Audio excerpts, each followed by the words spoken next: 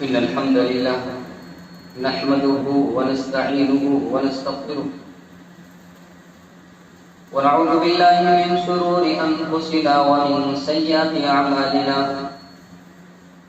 من يهده الله فلا مضل له ومن يضلله فلا هادي له وأشهد أن لا إله إلا الله وحده لا شريك له وأشهد أن محمدا عبده ورسوله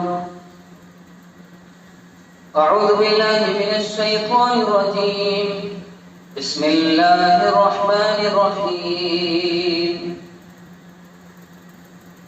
يا أيها الذين آمنوا اتقوا الله حق تقاته ولا تموتن إلا وأنتم مسلمون يا أيها الناس اتقوا ربكم الذي خلقكم من نفس واحدة وخلق منها زوجها وبث منهما رجالا كثيرا ونساء واتقوا الله الذي تساءلون به والأرحام إن الله كان عليكم رقيبا يا أيها الذين آمنوا اتقوا الله وقولوا قولا سديدا يصلح لكم أعمالكم ويغفر لكم ذنوبكم ومن يطع الله ورسوله فقد فاز فوزا عظيما أما بعد فإن خير الحديث كتاب الله وخير الهدي هدي محمد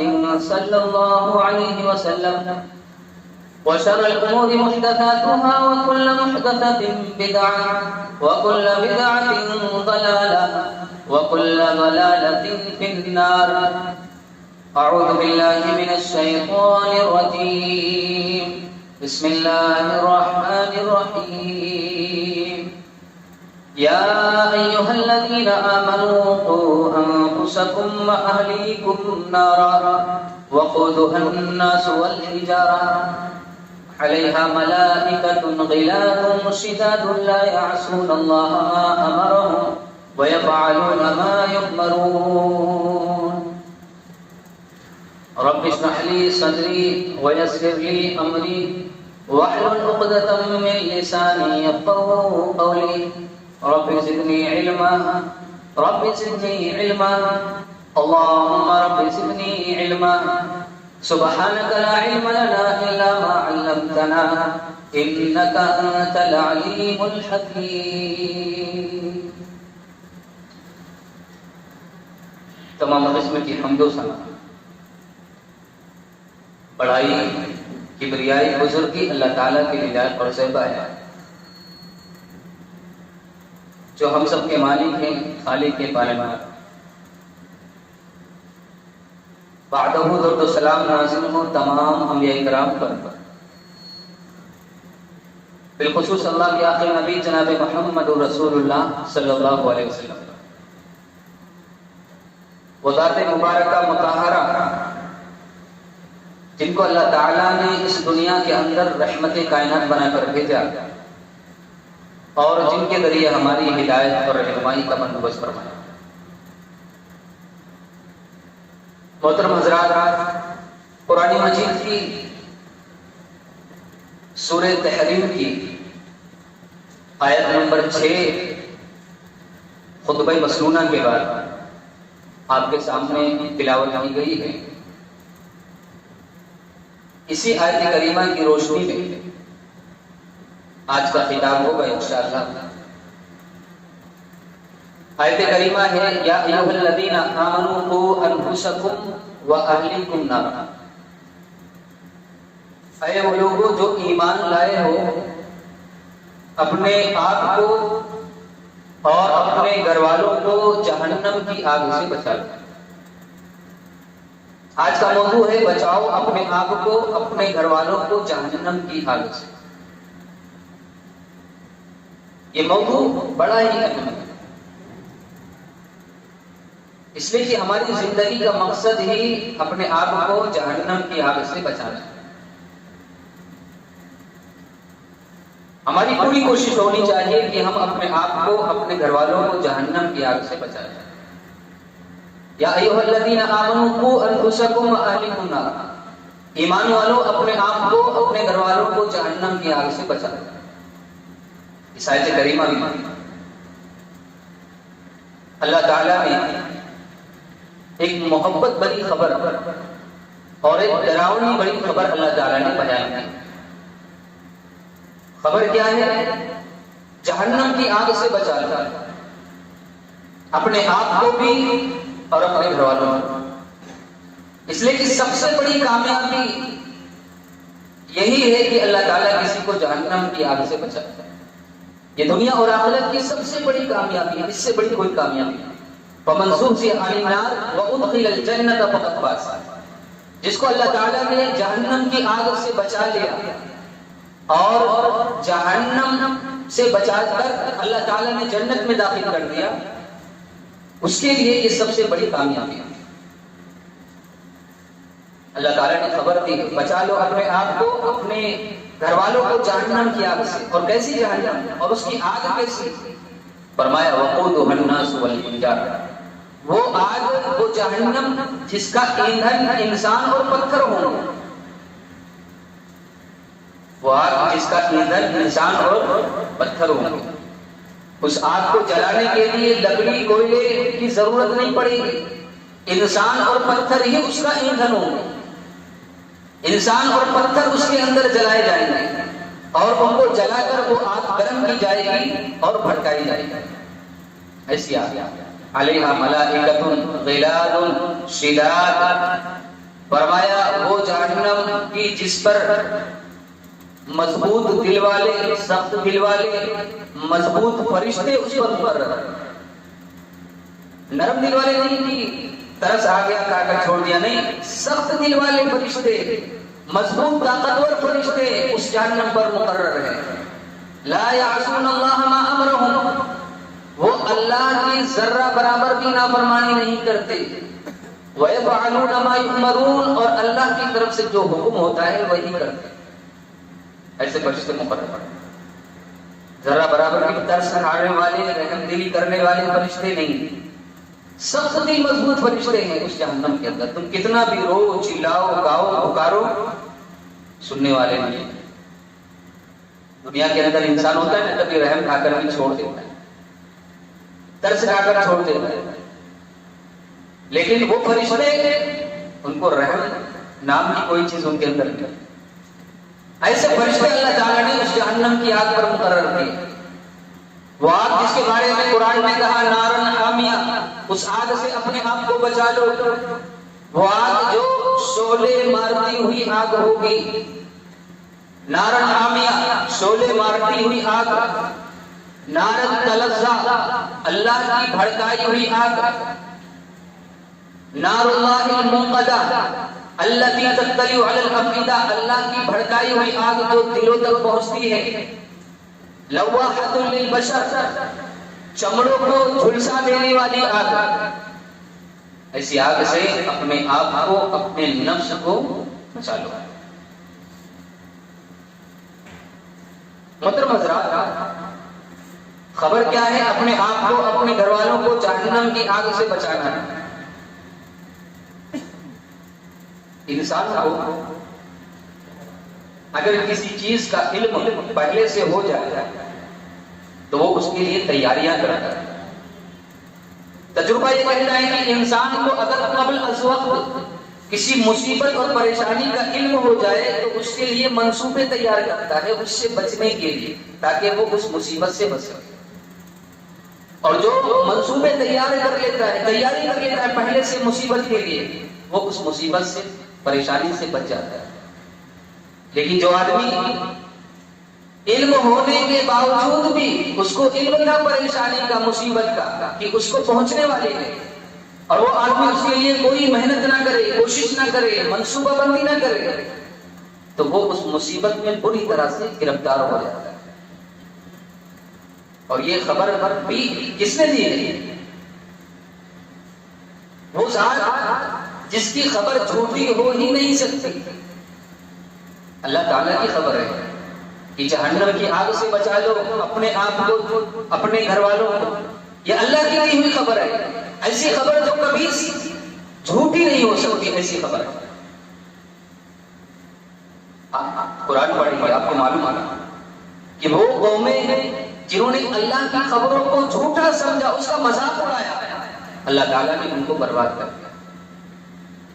جنہوں نے اللہ کی خبروں کو جھوٹا سمجھا، اس کا مذاق اڑایا، ہنسی اور کھیل میں اس کو ضائع کر دیا، تو پھر اللہ تعالیٰ نے ان کو برباد کر دیا. آپ پڑھیے قوم نوح کا واقعہ، قوم سمود کا واقعہ، قوم لوط کا واقعہ، قوم عاد کا واقعہ. یہ تاریخ قرآن کے اندر بھری پڑی ہے کہ جن قوموں نے بھی اللہ کی بتائی ہوئی خبروں کو جھوٹا سمجھا، مذاق اڑایا اس کا، اللہ نے ان کو صفحہ ہستی سے مٹا دیا، ان کو ذلیل کر دیا، رسوا کر دیا، غارت کر دیا. اور وہ سعادت مند لوگ جنہوں نے اللہ کی خبر کو سچا جانا اور پھر اس کے لیے محنت کی، اس عذاب سے بچنے کے لیے کوشش کی اور منصوبہ بندی کی، اللہ تعالیٰ نے ایسے باسعادت ایمان والوں کو بچا لیا. لہذا اس آیت کریمہ میں خبر دی جا رہی ہے کہ جہنم ہے، اس کا وجود ہے، اس آگ سے، اس عذاب سے اپنے آپ کو اور اپنے گھر والوں کو بچا لو.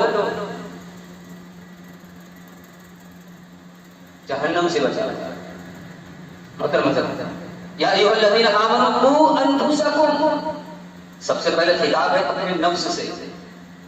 اللہ تعالیٰ مخاطب ہے یا ایھا الذین آمنوا قوا انفسکم، سب سے پہلے اپنے نفس کو بچاؤ، اپنی تربیت کرو سب سے پہلے، اپنی اصلاح کرو سب سے پہلے، اس کے بعد پھر اپنے گھر والوں کی اصلاح کرو.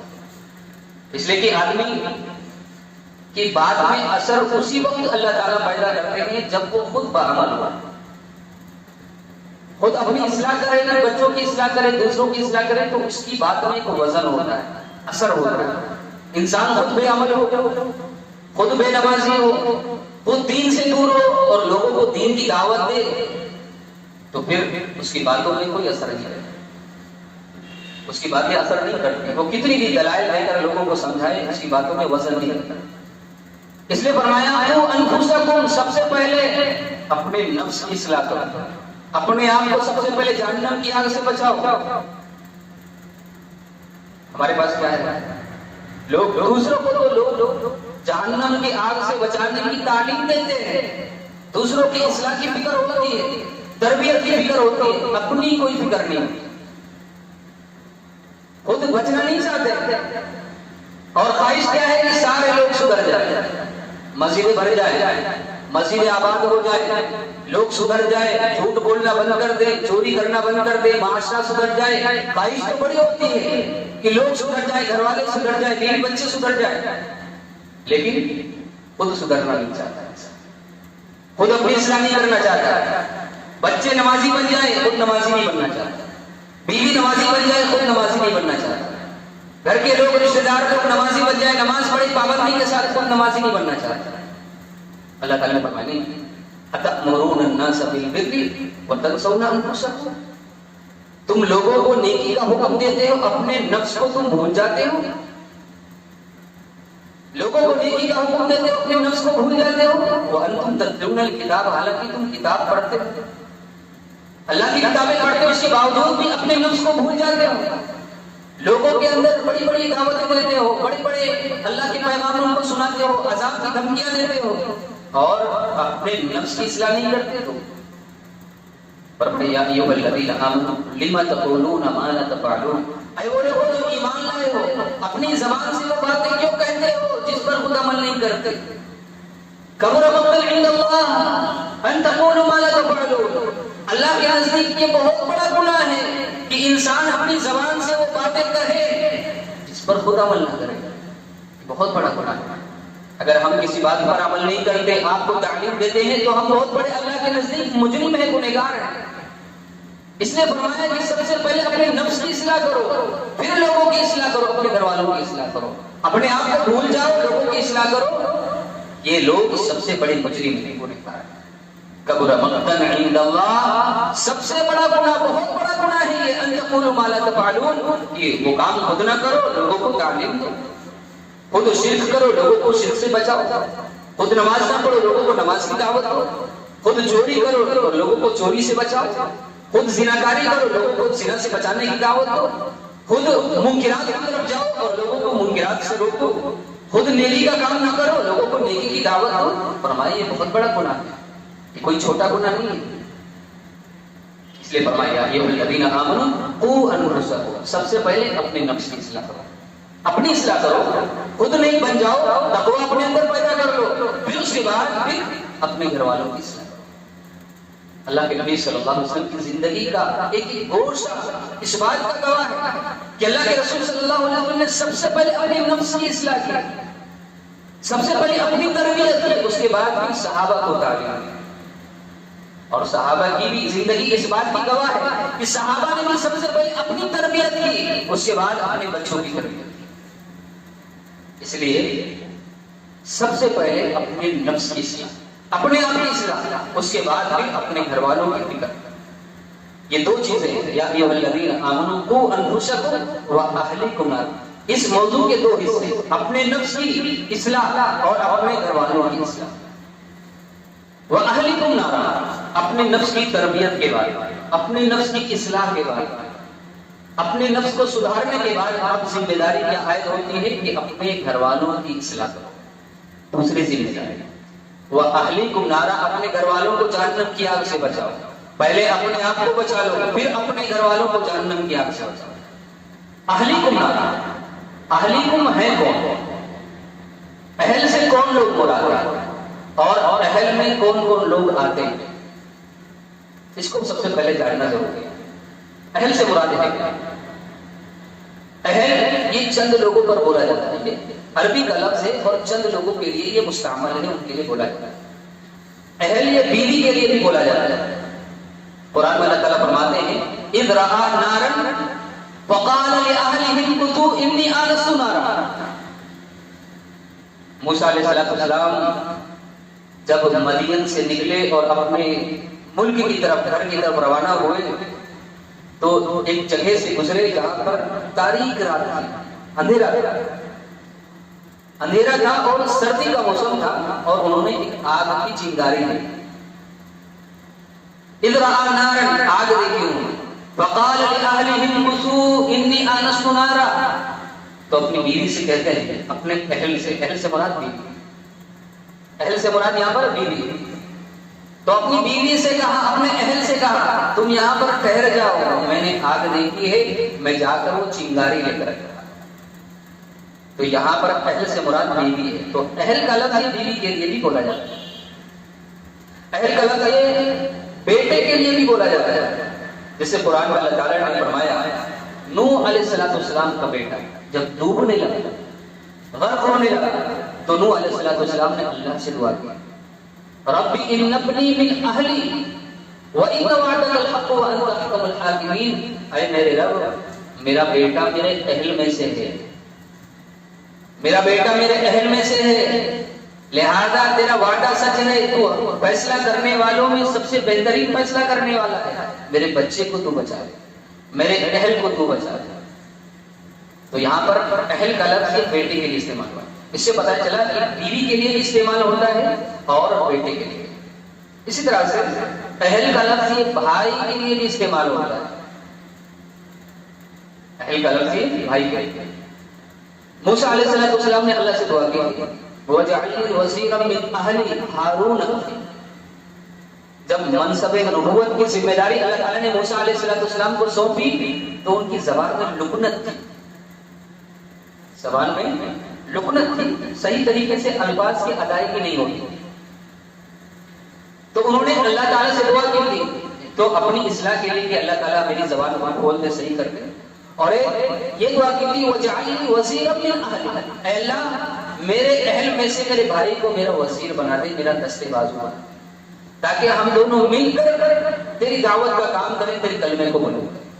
اور فرعون جو اتنا سرکش ہے، اتنا بڑا ظالم ہے، جو اپنے آپ کو خدا کہتا ہے، اللہ میں تیری طرح نہیں جا سکتا، میرے بھائی کو بھی بنا دے، اس کا سہارا دے دے، ہم دونوں جا کر جائیں گے اور اس کو دعوت دیں گے اور اس کو کتاب کی طرف بلائیں گے۔ تو یہاں وَجَعَلْنِي وَزِيرًا مِنْ أَهْلِي ہارون، اہل سے مراد بھائی ہے جو ہارون علیہ السلام، تو اہل کا لفظ بھائی کے لیے بولا جاتا ہے۔ اہل کا لفظ یہ پوری فیملی کے لیے بھی بولا جاتا ہے، یعنی اس میں بیوی بھی ہے، بچے بھی ہیں، ماں باپ بھی ہیں، بھائی بہن بھی ہیں، پوری فیملی کے لیے بھی اہل کا لفظ بولا جاتا ہے۔ قرآن مجید میں اللہ تعالیٰ نے اس چیز کو واضح کیا اور فرمایا فَأَنْجَيْنَاهُ وَأَهْلَهُ إِلَّا امْرَأَتَهُ كَانَتْ مِنَ الْغَابِرِينَ۔ لوط علیہ السلام کی قوم پر جب اللہ کا عذاب آیا اور اللہ تعالیٰ نے جب پوری بستی کو تہس نہس کر دیا اور وہاں پر پتھروں کی بارش ہوئی تو اللہ تعالیٰ فرماتے ہیں فَأَنْجَيْنَاهُ وَأَهْلَهُ إِلَّا امْرَأَتَهُ، ہم نے لوط علیہ السلام کو اور ان کے گھر والوں کو اللہ کے عذاب سے بچا لیا، نجات دی اس عذاب سے، الا امرأتہ، ان کی بیوی کو چھوڑ کر، کانت من الغابرین، اس لیے کہ وہ پیچھے رہ جانے والوں میں سے، کافروں کے ساتھ بھی، ایمان نہیں لائی تھی۔ تو یہاں پر اہل کا لفظ پورے گھر والوں کے لیے، اور ان کے گھر والوں میں ان کی 2 بیٹیاں بھی کہا جاتا ہے، اور چند لوگ تھے جو ایمان لے کر آئے تھے وہ تھے، تو ان کو اللہ تعالیٰ نے عذاب سے بچا لیا اور پوری قوم کو اللہ تعالیٰ نے اس عذاب میں مبتلا کر دیا۔ تو اہل کا لفظ بیوی کے لیے بھی، بیٹوں کے لیے بھی، بھائی بہنوں کے لیے بھی اور پوری فیملی کے لیے بھی بولا جاتا ہے۔ اللہ تعالیٰ نے کیا کہا؟ یا ایھا الذین آمنوا قوا انفسکم واہلیکم نارا، اے وہ لوگ جو ایمان لائے ہو اپنے آپ کو جہنم کی آگ سے بچا لو اور اپنے گھر والوں کو جہنم کی آگ سے بچاؤ۔ بیٹے کو بھی بچاؤ، بچیوں کو بھی بچاؤ، بیوی کو بھی بچاؤ، بھائی بہنوں کو بھی بچاؤ، پوری فیملی کو جہنم کی آگ سے بچاؤ۔ اس لیے کہ انسان برداشت نہیں کرتا کہ میں تو نعمت میں رہوں، جنت میں رہوں اور میرا بھائی وہ خاک میں چلے۔ انسان یہ تو نہیں سوچتا کہ میں اللہ کی جنت میں چلا جاؤں نعمتوں میں اور میری بیوی، میرا بیٹا، میرے والدین وہ جہنم میں چلا جائے، کوئی یہ برداشت نہیں کرتا۔ سب کی خواہش ہوتی ہے کہ وہ جنت میں جائے، اپنی فیملی کے ساتھ جنت میں رہے، تو اس کی فکر بھی ہم کو اور آپ کو کرنی چاہیے۔ وَأَهْلِكُمْ نَارًا، اپنے گھر والوں کو جہنم کی آگ سے بچا دو۔ یہ ذمہ داری ہم پر عائد ہوتی ہے۔ بحیثیت باپ وہ اپنے گھر والوں کو کس طرح سے جہنم کی آگ سے بچائے، اپنی فیملی کو، اپنے بچوں کو کس طرح سے جہنم کی آگ سے بچائے۔ کیا قرآن و حدیث کے اندر ہمیں اس کی کوئی رہنمائی ملتی ہے کہ نہیں؟ اس بات کو بھی ہم قرآن و حدیث کی روشنی میں جاننے کی کوشش کریں کہ نبیوں نے اپنے بچوں کو، اپنی فیملی کو کس طرح سے اللہ کے عذاب سے ڈرایا۔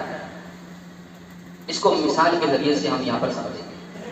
محترم حضرات، ہر آدمی اپنے گھر کا ذمہ دار ہے، ہر شخص، ہر والد اپنے گھر کا ذمہ دار ہے، اپنے گھر کا سربراہ ہے، اپنے گھر کا مالک ہے، اپنے گھر کا حاکم ہے، یہ اس کی ذمہ داری ہے۔ اس کے ماتحت میں جتنے لوگ آتے ہیں، اس کے بچے، اس کی بچیاں، اس کی ذمہ داری ہے کہ وہ ان کی تربیت کرے، اور اس ذمہ داری میں اگر اس نے ذرہ برابر بھی کوتاہی کی، قیامت کے دن وہ مجرم ہوگا اور اللہ تعالیٰ اس ذمہ داری کے تعلق سے اس سے سوال کرے گا۔ آپ یہ نہ سمجھیں میں سدھر گیا، میں نمازی بن گیا، میں دیندار بن گیا، میں بچ گیا، میری ذمہ داری ختم ہو گئی۔ آپ کی ذمہ داری ابھی ختم نہیں ہوئی۔ آپ کے بیوی بچے بھی آپ کی ذمہ داری ہیں، ان کی بھی تربیت کرنی ہے، ان کو بھی اخلاق سکھانا، دین سکھانا ہے، تب جا کر یہ ذمہ داری آپ کی ختم ہو گئی۔ کلکم راع وکلکم مسئول عن رعیتہ، اللہ کے رسول صلی اللہ علیہ وسلم نے فرمایا تم میں سے ہر شخص ذمہ دار ہے، نگراں ہے، حاکم ہے، اور اس کی ذمہ داری کے تعلق سے اس سے سوال کیا جائے گا، مسئول ہوگا، سوال ہوگا اس کی ذمہ داری کا، ذمہ داری اس نے صحیح طریقے سے ادا کی کہ نہیں کی۔ فالامام راع وہی مسئول عن رعیتہ، امام اپنی رعایا کا حاکم ہے، ذمہ دار ہے، رعایا پر ظلم ہوگا، رعایا پر ناانصافی ہوگی، رعایا بھوکے مرے گی تو حاکم سے سوال ہوگا کہ اس کی حکومت میں رعایا پر ظلم ہو رہا تھا، اس نے اس ظلم کو کیوں نہیں روکا، اس کی حکومت میں فلاں شخص بیمار تھا، اس کے علاج کے لیے پیسے نہیں تھے، اس نے اس کی ذمہ داری کو ادا کیوں نہیں کیا، فلاں شخص کو محتاج تھا، فقط واقع اس کے گھر کے اندر تھا، وہ بھوکا تھا، پیاسا تھا، وہ حاکم تھا، وہ سربراہ تھا، اس نے اس کا خیال کیوں نہیں کیا۔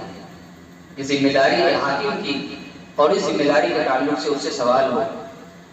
ورجل راع فی بیتہ وہی مسئول عن رعیتہ، اور آدمی اپنے گھر کا ذمہ دار ہے، ذمہ دار ہے اپنے گھر کا، اور اس ذمہ داری کے تعلق سے بھی اس سے سوال ہوگا۔ بیوی بچے نیک ہے کہ برے ہیں، کس لائن پہ ہے، تربیت یافتہ ہے کہ نہیں، کیسے ہیں، ان کی تربیت اس نے کی کہ نہیں کی، ان کو دین سکھایا کہ نہیں، اخلاق سکھایا کہ نہیں، شرک اور کفر سے بچنے کی باتیں سمجھائی کہ نہیں، اس ذمہ داری سے اس پر سوال ہوگا۔ پیچھا چھوٹنے والا نہیں، بچنے والے نہیں، آپ اپنے نفس کو بچا کر جب تک آپ اس ذمہ داری کو ادا کریں، جو ذمہ داری اللہ تعالیٰ نے عائد کی ہے وہ ذمہ داری کیا ہے، آپ گھر کے ذمہ دار ہیں، آپ اپنے گھر کے ذمہ دار ہیں، حاکم ہیں، اور اپنی ذمہ داری کو اگر آپ صحیح طریقے سے ادا نہیں کریں گے، قیامت کے دن آپ مجرم ہوں گے اور اللہ تعالیٰ آپ سے سوال کرے گا ذمہ داری۔ محترم حضرات، والدین کی تربیت بڑی اہمیت رکھتی ہے، والدین کی تربیت بچوں پر بڑی اہمیت رکھتی ہے۔ بچے جب پیدا ہوتے ہیں تو ان کا دل جو ہوتا ہے وہ کورے کاغذ کی طرح ہوتا ہے، سفید ہوتا ہے۔ اب والدین جو چاہے اس کو نفس کر دے، جو چاہے اس کو بنا دے، چاہے تو مسلمان بنا دے، ایمان والا بنا دے، چاہے تو اس کو مشرک اور کافر بنا دے، چاہے تو نیک بنا دے، چاہے تو برا بنا دے۔ اور اسی چیز کو اللہ کے رسول صلی اللہ علیہ وسلم نے حدیث کے اندر واضح کیا، فرمایا کل مولود یولد علی الفطرہ، ہر بچہ فطرت اسلام پر پیدا ہوتا ہے،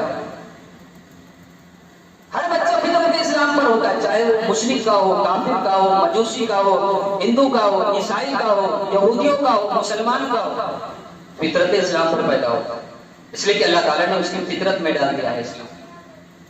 لیکن فرمایا فَأَبْوَاهُ يُحَوِّدَانِهِ أَوْ يُنَصِّرَانِهِ أَوْ يُمَجِّسَانِهِ، اس کے ماں باپ اس کو یہودی بنا دیتے ہیں، اس کے ماں باپ اس کو عیسائی بنا دیتے ہیں، اس کے ماں باپ اس کو مجوسی اور ہندو بنا دیتے ہیں، والدین کی وجہ سے وہ بھی والدین کے دھرم کو اختیار کر لیا۔ لیکن جب پیدا ہوا تھا تو کس دین پر تھا؟ فطرت اسلام پر تھا۔ تو والدین کی تربیت انسان کو دوسرا دھرم اختیار کرنے پر مجبور کر دیتی ہے۔ والدین کی تربیت ہوگی انسان کو نیک اور برا بناتی، اس لیے باپ کی یہ ذمہ داری ہے بچے کی تربیت کو صحیح طریقے سے کرتا ہے۔ سورہ لقمان پڑھیے، سورہ لقمان علیہ السلام نے اپنی اس ذمہ داری کو کتنے اچھے انداز میں ادا کیا۔ باپ کی ذمہ داری ہے بچوں کی تربیت کرنا، تو تربیت کر کے دکھا دیا لقمان علیہ السلام نے، دیکھو میری ذمہ داری تھی تو میں نے اپنے بچے کی کس طرح سے کس انداز میں تربیت کی، اور اللہ تعالیٰ کو تربیت کا یہ انداز اتنا پسند آیا، اللہ تعالیٰ نے سورۃ بنا کر سورۃ لقمان کے نام سے قرآن مجید کا ایک حصہ بنا کر نازل کر دیا۔ لقمان علیہ السلام کی تربیت کا انداز، وَإِذْ قَالَ لُقْمَانُ لِابْنِهِ وَهُوَ يَعِظُهُ يَا بَنِيَّ لَا تُشْرِكْ بِاللَّهِ إِنَّ الشِّرْكَ لَظُلْمٌ عَظِيمٌ۔ باپ کی ذمہ داری ہے تو اس کو ادا کرنا چاہیے، ذمہ داری کو ادا کیا لقمان علیہ السلام نے، اپنے بیٹے سے کہتے ہیں نصیحت کرتے ہوئے، یا بنی لا تشرک باللہ ان الشرک لظلم عظیم، اے پیارے بیٹے شرک مت کرنا کبھی بھی، اس لیے کہ شرک سب سے بڑا گناہ ہے۔ اپنے بیٹے کو سمجھایا، ذمہ داری اللہ تعالیٰ نے جو آیت دی تھی اس ذمہ داری کو نبھانے کی کوشش کی، اور کہا کہ اے پیارے بیٹے شرک مت کرنا کبھی بھی، گناہوں میں سب سے بڑا گناہ یہ شرک کرنا ہے، اللہ کے ساتھ کسی کو شریک کرنا۔ سب سے پہلے شرک سے ہو، اس سے پتہ چلا کہ بچوں کو سب سے پہلے شرک اور کفر سے روکنے کی دعوت دینی چاہیے، اس لیے کہ تمام گناہوں میں سب سے بڑا گناہ یہی ہے، شرک اور کفر۔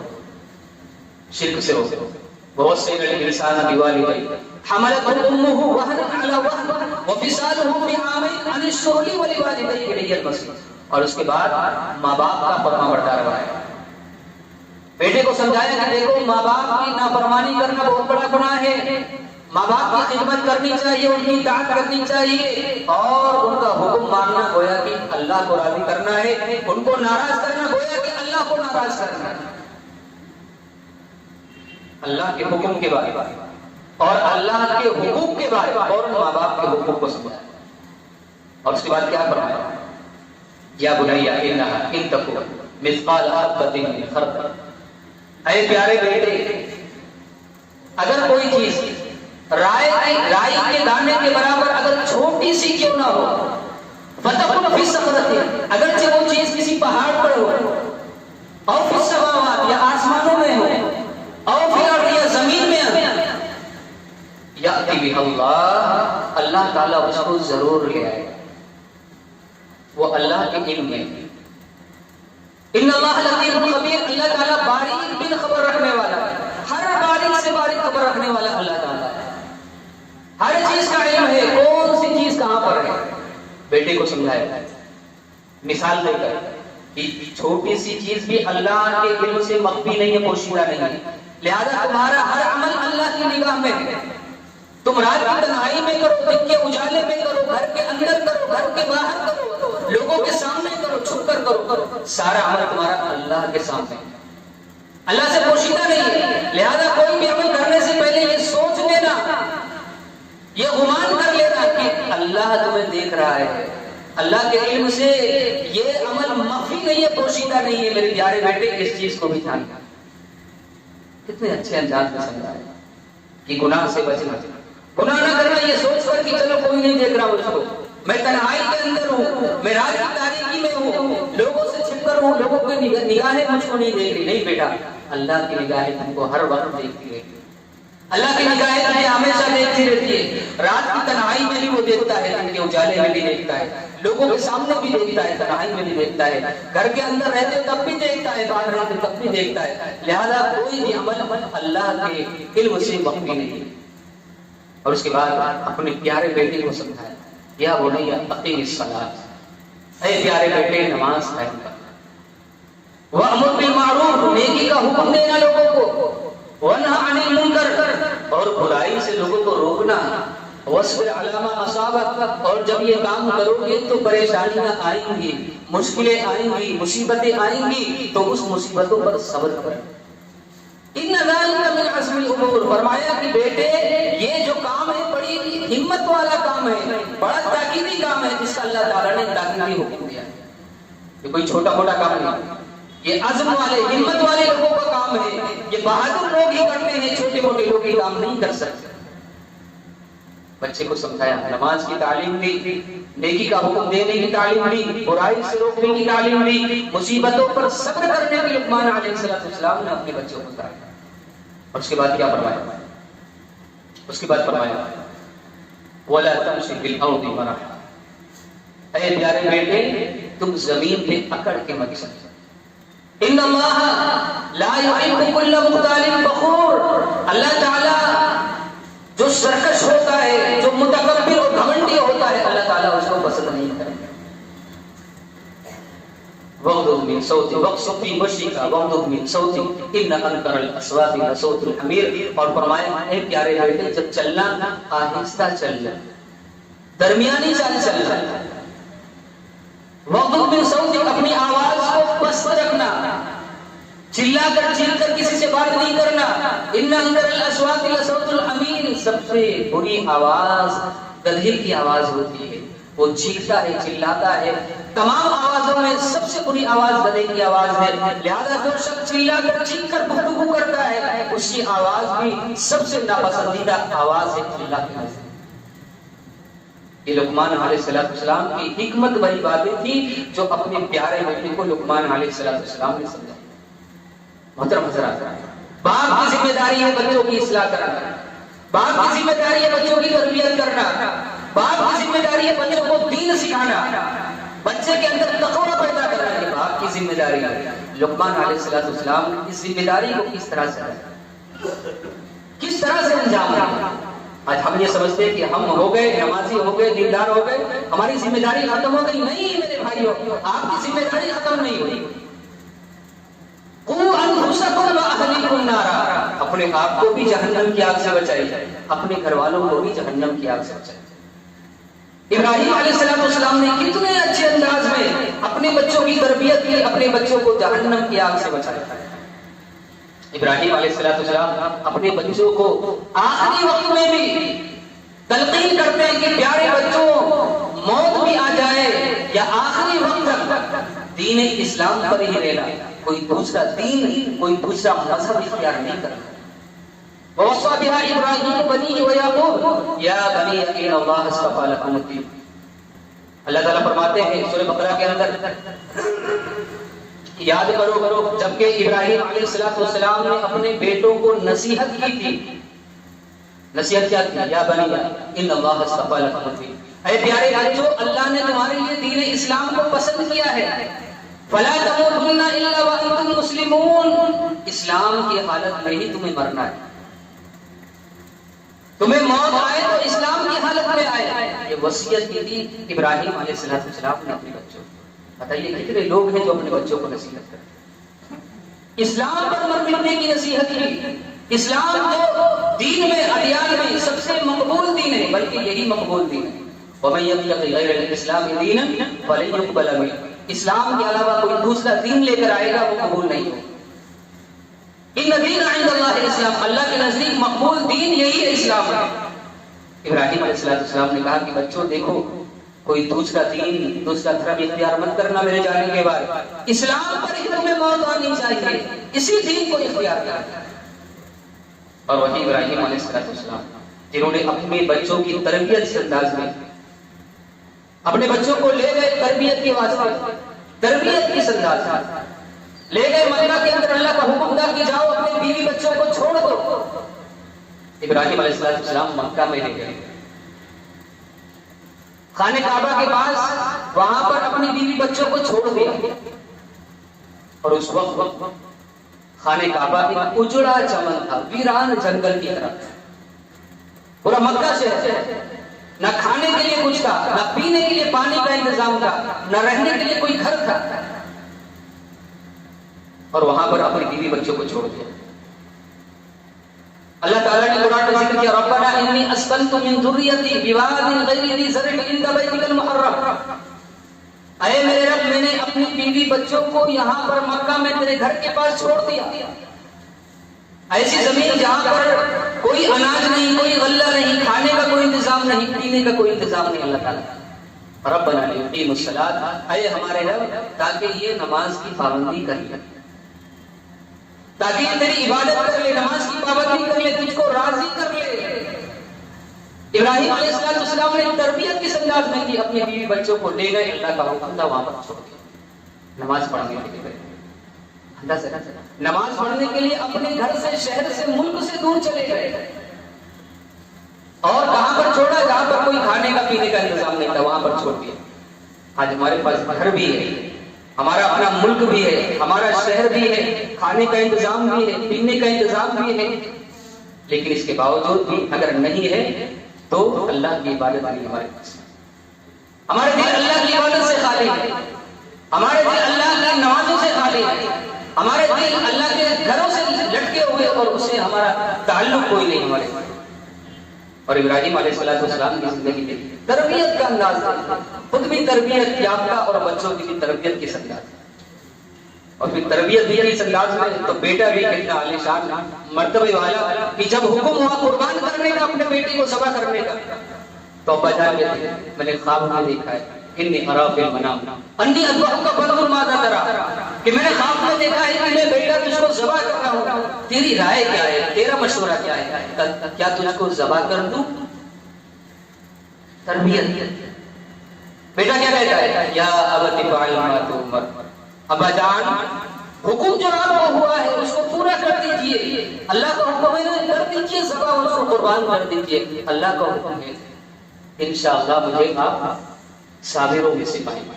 یہ بیٹا تربیت یافتہ بیٹا جس کی ابراہیم علیہ السلام نے تربیت کی.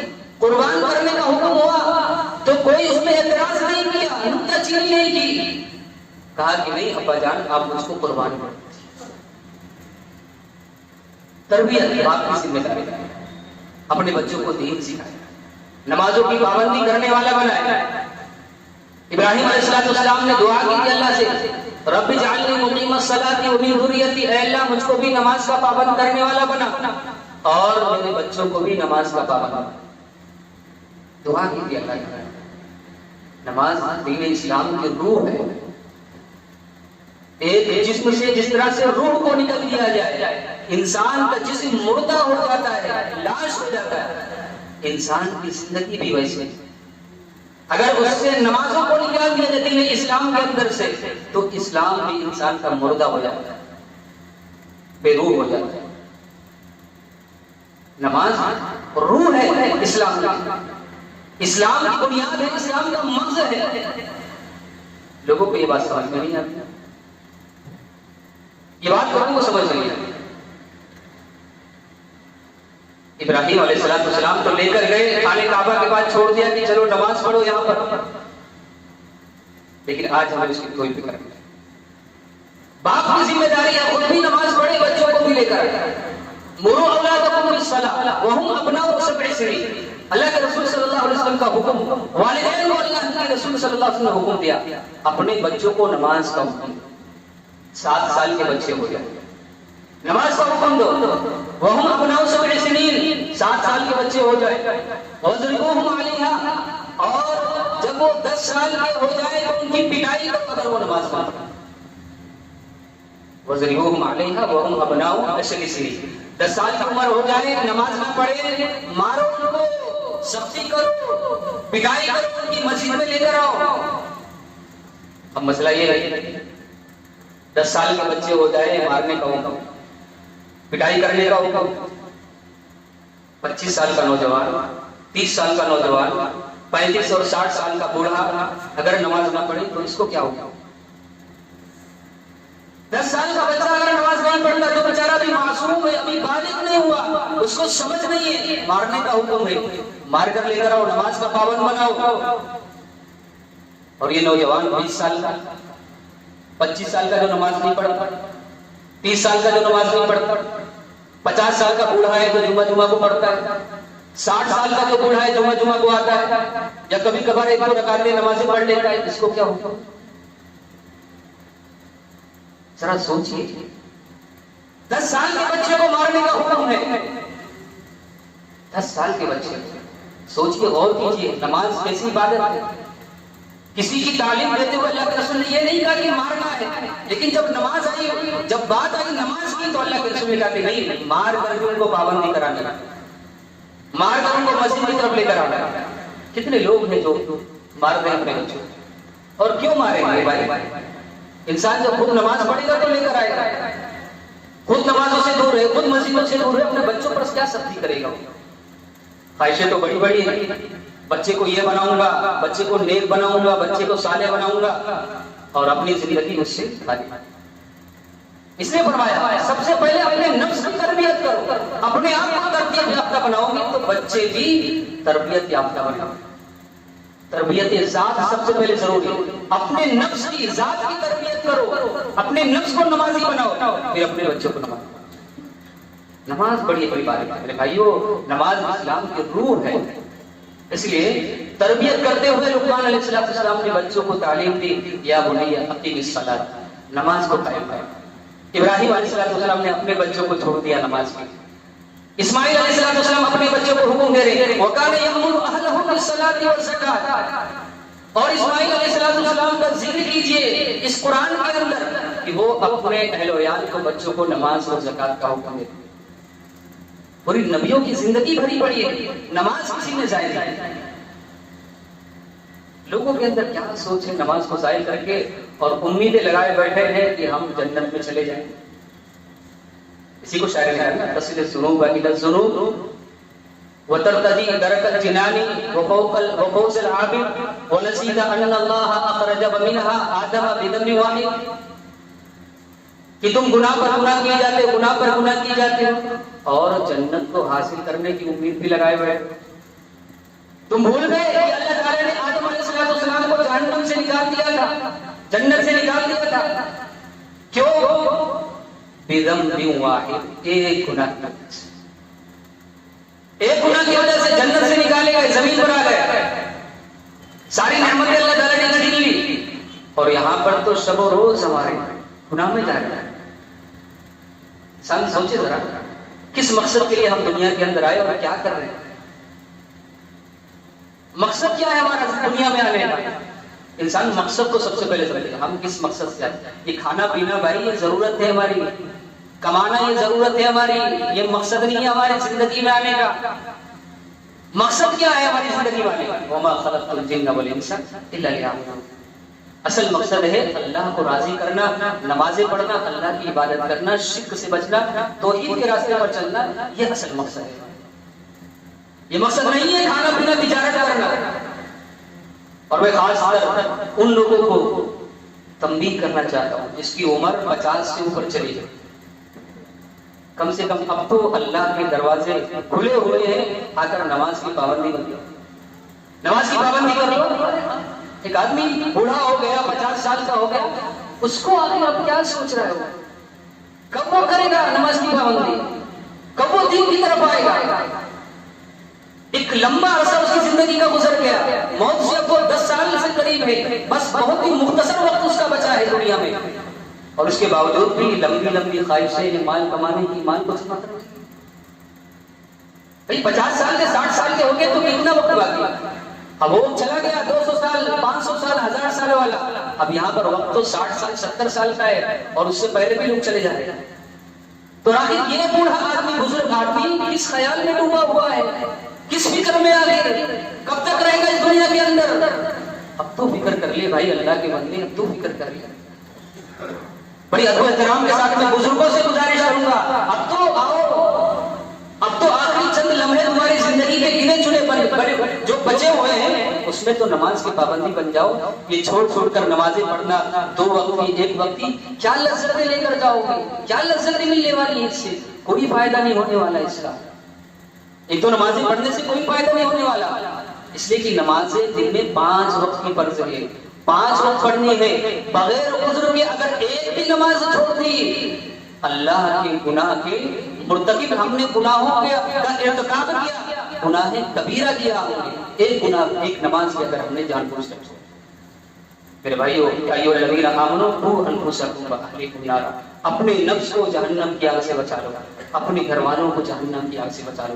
اللہ تعالیٰ سے دعا ہے اللہ تعالیٰ ہمیں اور تمام لوگوں کو اس بات کو سمجھنے کی، کتاب و سنت کے مطابق عمل کرنے کی، نمازوں کی پابندی کرنے کی توفیق عطا فرمائے. آمین وآخر دعوانا الحمدللہ رب العالمین. بارک اللہ لنا ولکم فی القرآن العظیم ونفعني وإياكم بالآيات والذکر الحکیم. إنه تعالى جواد کریم ملک مبارک.